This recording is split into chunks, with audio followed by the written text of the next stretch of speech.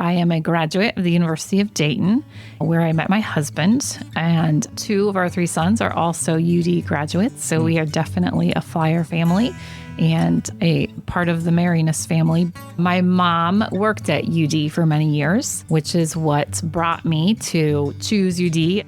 I had professors who were Marianists, and my mom had friends who were Marianist brothers. Father Jim Heft comes to mind. His famous 10 a.m. masses at the UD chapel. If I could get to that mass, that was the highlight. We were always in awe because he memorized the gospel and his homilies were amazing. So that began my introduction into the family of the Marianists. In June 2024, Kelli Kinnear began her new role as Executive Director of the Bergamo Center for Lifelong Learning after 32 years of working at Chaminade Julienne High School. It's clear she has deep roots in the Marianist family.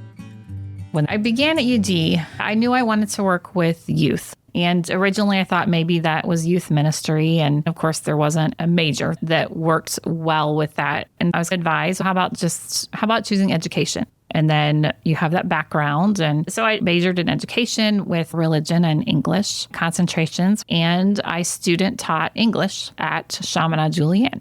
When I was graduating, there was an opening for a full-time religion teacher at CJ. And that's how I began my career at CJ, right out of UD, continuing in the Marianist world. I taught religion full-time for a number of years. My career path and ministry at CJ evolved through the years, eventually into part-time religion teacher and part-time assistant director of community service. Back in the 90s, the community service department at CJ was just beginning, and it was separate from the campus ministry department. And so I became assistant director of community service. As the director moved on, that full-time position came open. And Brother Ed Brink, who is another Marianist brother who is very dear to me and who I admire greatly, he happened to be the principal at CJ at the time.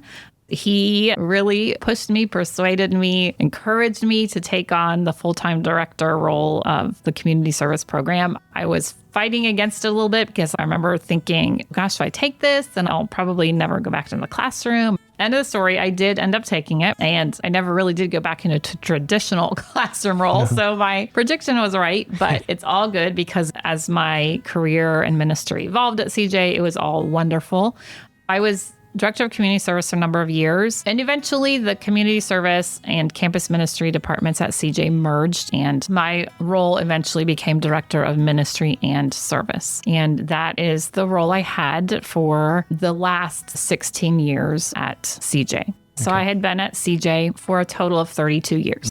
32 years, that's quite a tenure. I'm sure you have many stories to share. Yes. I'm curious if there are ways you really saw the Marianist charism embodied that really stick out to you as concrete examples of the Marianist charism in action at CJ. Sure. One of the biggest things that comes to mind is CJ's community, which is very important in the Marianist family and part of the charism. People truly care for one another. So I'll start with our students. What a wonderful student body we have. Students from every zip code around Dayton, students diverse in ethnicity and socioeconomic areas and how they learn. And the diversity of our students is wonderful, and the community of students, that all of our students can come together at CJ in one place and be a family. And part of what makes that community so special is the faculty and staff. A wonderful, caring, compassionate community of men and women who are faith-centered and who deeply care about the students that they serve. People who will spend countless hours outside of the school day to serve the students, whether it be tutoring or coaching, volunteering to go on a mission trip, volunteering to go on a Kairos retreat. It is the faith-centered community that makes CJ special. And I'll add to that, too, the commitment to service and justice, which is very much a part of the Marianist charism. And in my previous role as director of ministry and service, I would try and give my heart and soul to nurturing that piece of service and justice, to bring that to our students and to try and instill that in our students so that when they graduated, they were people of service and justice that would go out and live that beyond the halls of CJ, that it just became a part of who they were. Many times through the years, I would see students who continued their service even after their requirements.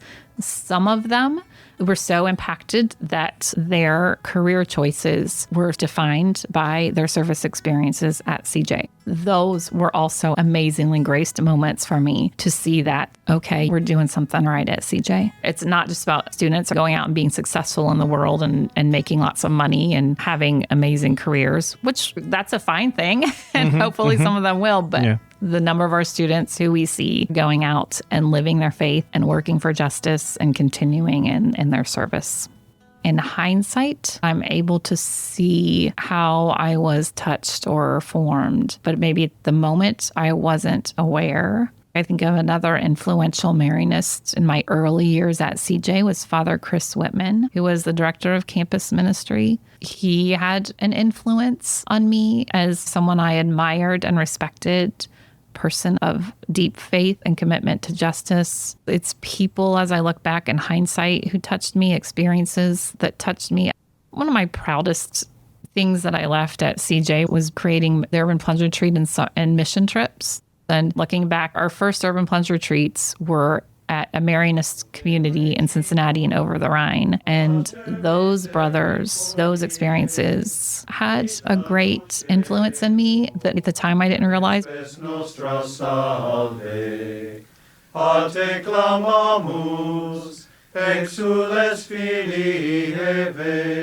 The Marianist Charism has had an incredible impact on my personal life and my faith life. Being at UD and then CJ and now Bergamo, the Marianists and their care for all people, their inclusiveness, their openness, their passion and their work and their commitment to social justice, all of those things have shaped me and helped me to become a better person and helped me to continue to strive to be a more faithful person and to grow in my faith.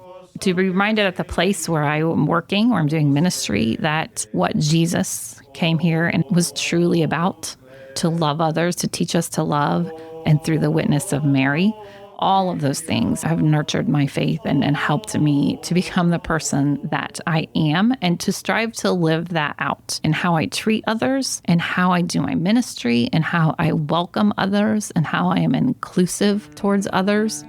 I had been at CJ for a total of 32 years, but it wasn't like I was ever stagnant in what I did there, and that kept it fresh and new. And of course, you have new groups of students every year that always keep you fresh and new. But after 32 years, I was discerning that maybe it's time for a new change, new adventure, a new ministry. And our three boys had all graduated from CJ by that time, and just became a time in my life where I thought maybe it's time to take a new direction.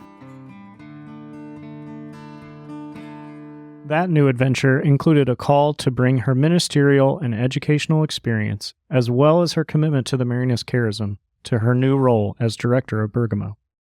What are some of the things you're excited about at Bergamo? There are actually a lot of things I'm excited about. First of all, on a very basic level, I'm excited that I was able to continue working for and with the Marianists. That is exciting to me. And it feels like I'm still home. I'm at a good place in Bergamo. I'm not sure how many retreats I chaperoned or directed at Bergamo Center. So that is also like coming home to me. So just the path that led me here and how everything came into place is pretty amazing. I drive into work and I pray in the car. That's one of my places of prayer. And oftentimes in the morning, I'm saying, thank you, God, that I'm going where I'm going, that I am driving to Bergamo for my new job. So it's just been a great joy that I am here and that God has brought me here. I'm excited that I will get to welcome the guests that we have and that I get to see and reconnect with people from all over the Marianist world who I've known here or there. It's exciting that I still get to work with youth and young adults and older adults as well. Now, in terms of the future, I do have some goals. One of the goals is around marketing. I want others to know what an amazing retreat center we are and all that we have to offer, so that if a group has never thought about coming to Bergamo and staying at Bergamo, they will consider it. Social media, that's one of my goals and part of marketing and increasing that awareness of Bergamo so we can share our story that way. I've also envisioned some future TikToks with our young adult facilitators who help lead our junior retreats. So bringing in marketing through social media and a newsletter to let people know what's coming up the pike. We're going to include a piece that's about the faces of Bergamo. So every newsletter, you'll get to learn about the people behind Bergamo, whether it be a staff member, a board member, or one of our spiritual directors. There will be like a little mini retreat with a prayer and a quote and some pictures, or we'll highlight some of the amazing groups that are coming and staying at Bergamo. We're a retreat center, so hospitality is very important. So that our guests feel welcomed and that they feel special, that they walk into a clean, inviting, lovely space, but they also get to enjoy nourishing, delicious meals. And if you are getting away for a weekend retreat or a couple-day retreat, you want to be served a lovely meal.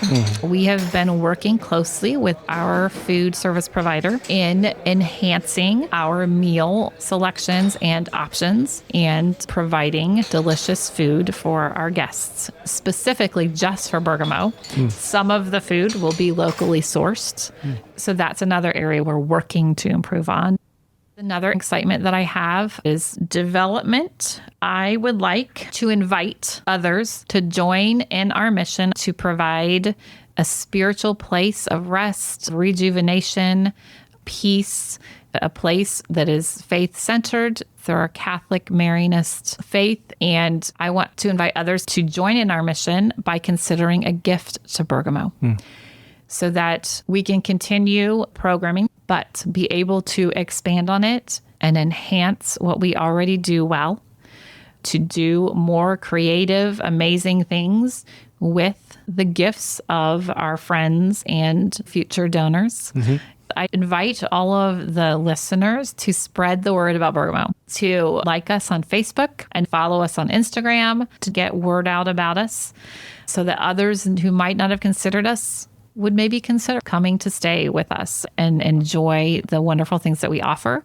And if you had never before considered a gift to Bergamo, I invite you to consider joining in our mission by giving us a gift. Our goal is to keep our retreat center affordable. So we don't want to charge prices that feel unattainable. In order to do that, to help our revenue source, gifts to Bergamo are deeply appreciated and well used to make it the best possible experience that they can get when they come to a retreat center. We are a nonprofit, and like other nonprofits, we have to rely on revenue sources that are beyond just the paying guest to be able to maintain and to grow and prosper in the ways of being a wonderful, hospitable, welcoming retreat center that has the best possible amenities that we would be able to offer. We have people from all over the country that come and stay with us. And we want them to leave feeling like they were at a special place. So if you go to our website, bergamocenter.org, there is a link where you can click to contact us. There's also a donate link. Can you talk about some of those ways that people might engage with or utilize Bergamo, aside from schools and churches that take groups there? If there are groups or organizations that want a space for a day-long meeting, seminar, or retreat, Bergamo is a place that they should consider. We have large meeting spaces and multiple small group spaces for breakout sessions. I think one example that comes to mind, UD's English department had their opening department meeting at Bergamo. So it offers a place where people can get away to just be in a new space for a day. Along with the amenities and the great space we have inside our facility, we are on the grounds of Mount St. John. We have walking paths, our beautiful grotto, the woods, a prayer labyrinth, just amazing spaces to get out and walk.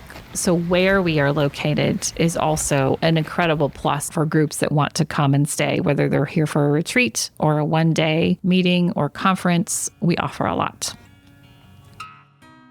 Before we hear Kelli's response to our concluding question, I offer a word of thanks for listening to this episode of Sharing Our Marianist Stories, a production of the North American Center for Marianist Studies in Dayton, Ohio.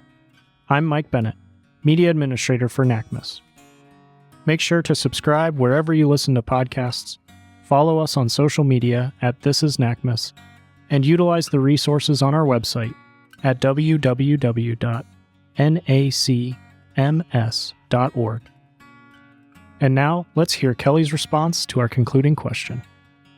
We know the Marianist founders corresponded through letter writing. Mm-hmm. So if you were going to write anyone, dead or alive, My goodness. a letter and be guaranteed a response, who would you write to and what would be the topic?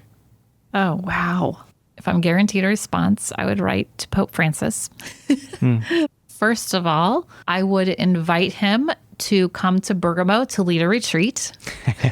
And I would ask a lot of things, where he gets the courage to do what he does and how he maintains his great faith and his wisdom, and what wisdom he would have to share with me that helps keep him going and doing what he's doing in the midst of sometimes difficult criticism and difficult things going on in our world. Wow. I'm excited to have him here. Me too. St. I can't John. wait. I'm just imagining the grounds being covered by tents, you know? Oh, yes. Not that that's Absolutely. allowed, but I imagine for that event, we would have some That'd be exceptions. well, exception for Pope Francis. Right, exactly.